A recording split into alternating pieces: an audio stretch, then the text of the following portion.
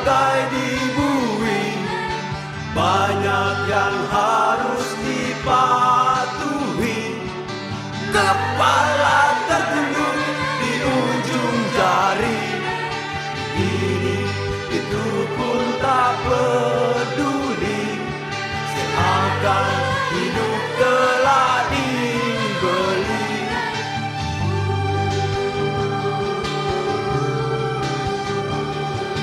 Kerja di pabrik bagai dibui, banyak yang harus dipatuhi.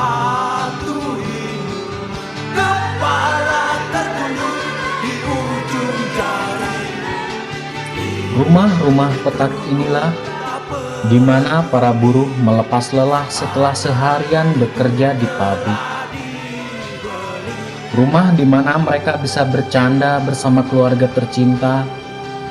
Rumah di mana mereka menyusun hari esok dengan segala keterbatasan dan kekurangan. Mencoba bertahan hidup di tengah himpitan kesusahan, menanggung beratnya beban hidup sehari-hari. Semua itu menjadi potret buram kehidupan buruh di negeri ini. Kerja di pabrik bagai dibui, banyak yang harus dipatuhi. Kepala tertunduk di ujung jari, ini itu pun tak peduli. Saya buruh di sebuah pabrik furniture dengan gaji UMK atas ini yaitu 802.500 sebulan. Kebetulan dengan gaji itu saya punya anak satu, masih berumur 3,5 bulan. Jadi untuk kebutuhan ya beli susu, untuk yang lainnya itu sangat minim. Sedangkan istri saya sendiri tidak kerja. Istri saya juga korban PHK dari sebuah pabrik garmen, yang mana prosesnya sampai sekarang juga udah hampir 2 tahun inilah, sekitar kurang lebih 2 tahun ini proses itu belum kelar juga dan belum ada hasil putusan apapun. Ya mungkin itu juga dampak dari Undang-Undang 13 yang inilah mungkin untuk merubah status keburu kontrak lah. Nyatanya sampai sekarang pabriknya juga masih buka, banyak terima karyawan kontraknya, terus baik borongannya banyak sekali. Jadi ya kemana lagi, istri nganggur, punya anak dengan gaji segitu ya ekonomi sangat mepet sekali. Jadi ya untuk menambah uang kebutuhan ya istri saya di rumah sambil ngomong anak, sambil nyambi lah jualan ini buat lumayan lah, tambahan dikit-dikit buat nambahin ini beli susu. Jangankan untuk ini apa, untuk kebutuhan gizi ya kita yang penting untuk bertahan hidup kita sekarang. Kerja di pabrik bagai dibui, banyak yang harus dipatuhi. Kepala tertunduk. Berdasarkan Peraturan Menteri Nomor 17 Tahun 2005, upah minimum ditetapkan berdasarkan pada kebutuhan hidup layak atau KHL. Sayangnya, KHL yang diberlakukan sebagai dasar sistem pengupahan masih sangatlah rendah karena tidak menghitung kebutuhan keseluruhan keluarga yang melibatkan istri dan anak-anak. Selain itu, ternyata masih banyak upah minimum yang ditetapkan nilainya masih lebih rendah daripada KHL.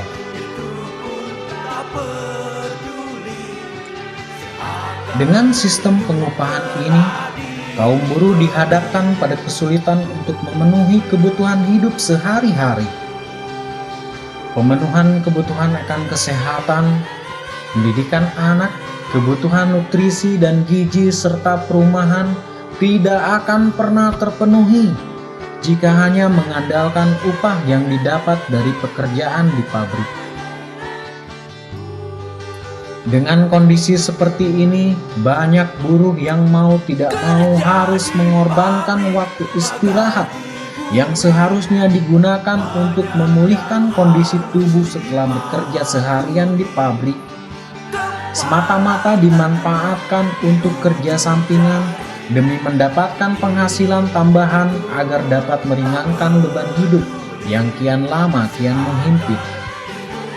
Dengan demikian, waktu yang seharusnya digunakan untuk bercengkrama dengan anak, istri, keluarga, serta untuk bersosialisasi dengan lingkungan setempat semakin berkurang. Banyak yang harus dimatuhi, kepala tertunduk di ujung jari. Itu pun tak peduli. Kerja sendiri, anak 2. Kalau saya nggak kerja sampingan, saya memang selama ini saya sampingan saya mikir, maka dari itu kalau nggak sampingan kerja sampingan saya gaji UMR 825, kontrakan 250, belum bayar ini itu buat kebutuhan sehari-hari. Jangankan buat mendidik anak saya, buat bayar kontrakan ataupun buat kebutuhan sehari-hari pun saya kadang-kadang utang sana utang sini. Makanya saya cari sampingan dengan mijit ini. Mudah-mudahan dengan mijit ini saya bisa menambah-nambah penghasilan kami gitu. Ya makanya ya kepada pemerintah kami mohon ya tolonglah perhatikan kami ini.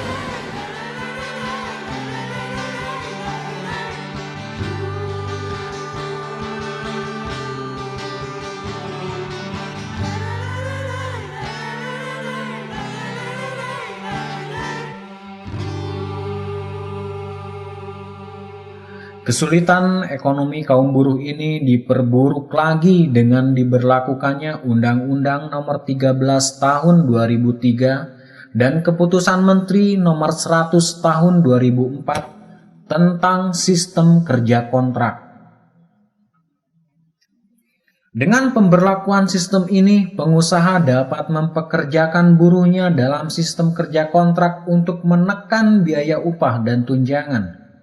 Kerja kontrak sebenarnya itu dampak dari kebijakan pemerintah tentang Undang-Undang 13 nomor 13 tahun 2003, yang mana salah satu pasalnya adalah akan dilakukan sinkronis. Dampak-dampak sinkronis juga sangat banyak sekali terhadap kehidupan buruh yang seperti itu.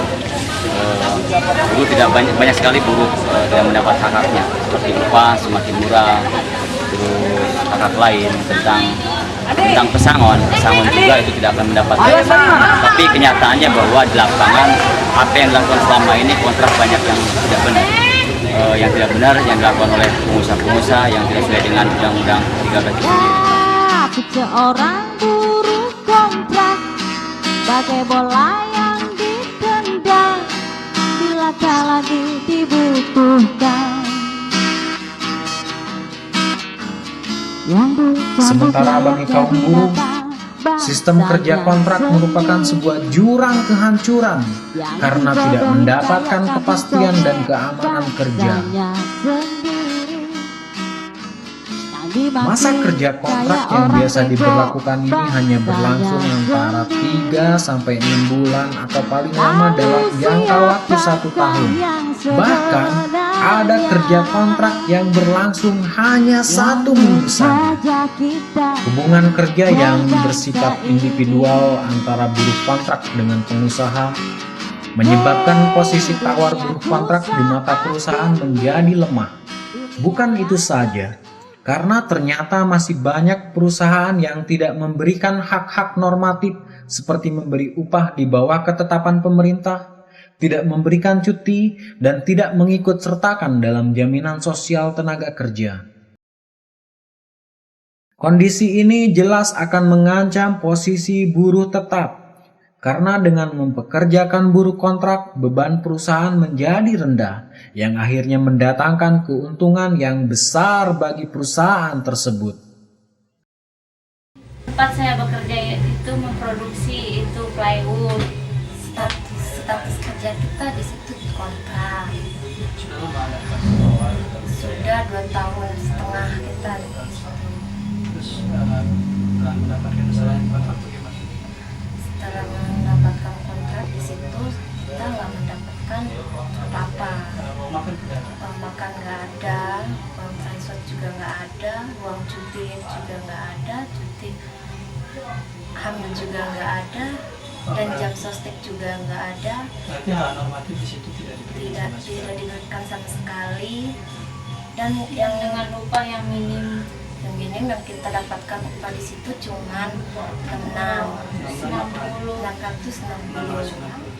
yang menurut SK kan 800 ya, tapi yang diberikan perusahaan ke kita cuma 660 ya, tidak mencukupi kebutuhan kami.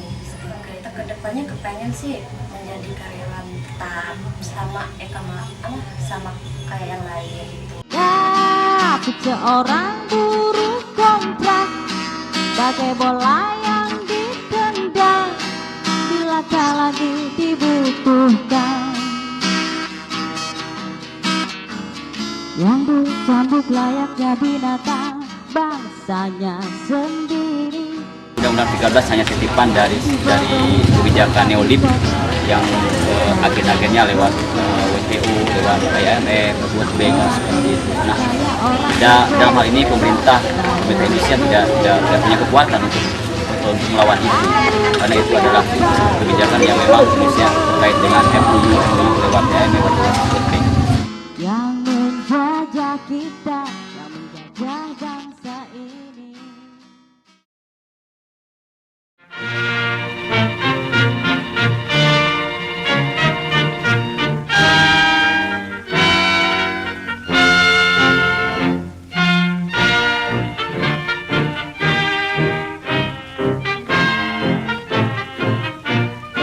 Federasi Serikat Buruh Karya Utama atau disingkat FSBKU dideklarasikan pada tanggal 22 April tahun 2001. Keberadaan organisasi menjadi sebuah kebutuhan yang tidak bisa ditawar lagi. Kondisi buruh sekarang ini masih berada di bawah tekanan ekonomi maupun politik rejim yang berkuasa, yaitu kaum pemodal. Maka berorganisasi atau berserikatlah yang akan menjadi sebuah jawaban terhadap kondisi dan persoalan yang dihadapi buruh selama ini.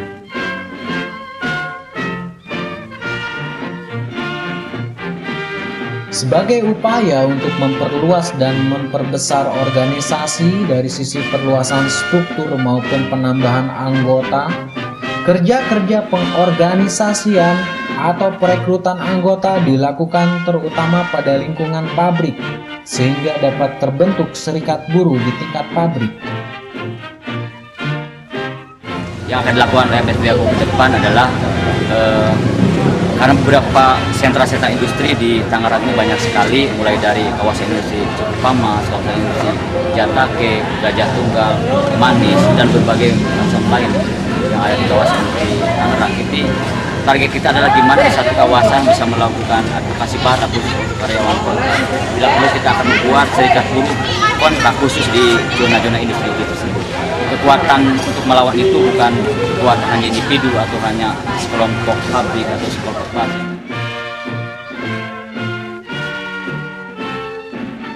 Sebagai dasar penyadaran dan sosialisasi terhadap buruh yang belum memahami tentang hukum perburuhan, serta pentingnya organisasi serikat buruh serta memperkuat organisasi serikat buruh yang tergabung dengan FSBKU, maka dilakukan kegiatan pendidikan sebagai upaya pengembangan kapasitas anggota. Kegiatan lainnya yang dilakukan oleh FSBKU adalah advokasi, yang merupakan bentuk pembelaan terhadap anggota. Advokasi dilakukan dari mulai tingkat pabrik sampai dengan tingkat nasional, terutama advokasi bidang kebijakan pemerintahan yang terkait dalam kebijakan perburuhan.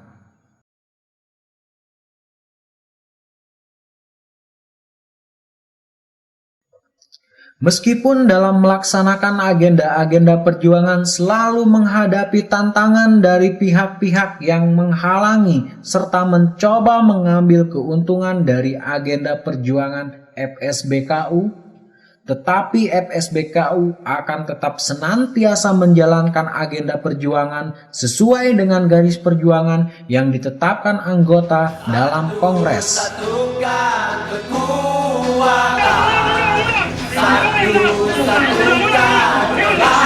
menentukan tempat berkonsentrasi di depan istana sempat terjadi perdebatan dengan petugas.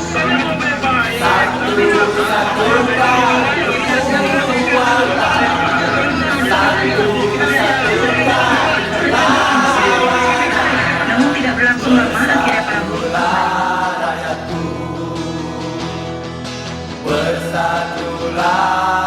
Selama ketidakadilan dan kekerasan terhadap kaum buruh masih berlangsung, maka perjuangan kaum buruh tidak akan pernah berhenti.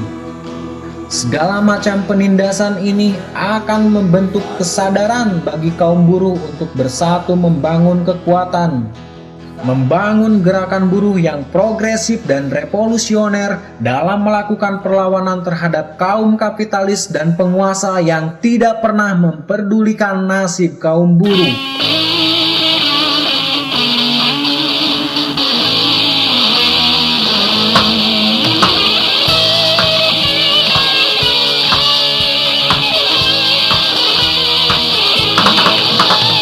Apa tuntutan kawan-kawan?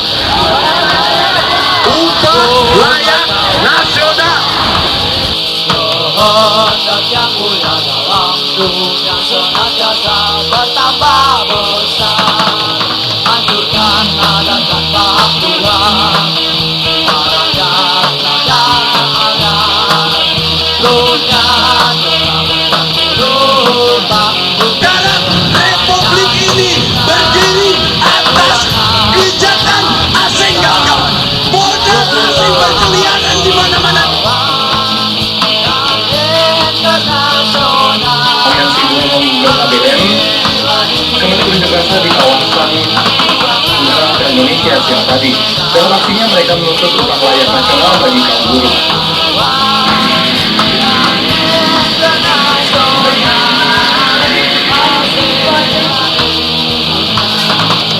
Sekitar 800 mahasiswa yang berasal dari berbagai serikat pekerja di wilayah Jabodetabek ini dimulai sekitar pukul 13.00 siang tadi. Masa yang tergabung dalam aliansi buruh membuat ABM memusatkan masanya di sekitar kawasan Bundaran Kota Indonesia dan Pemirsa,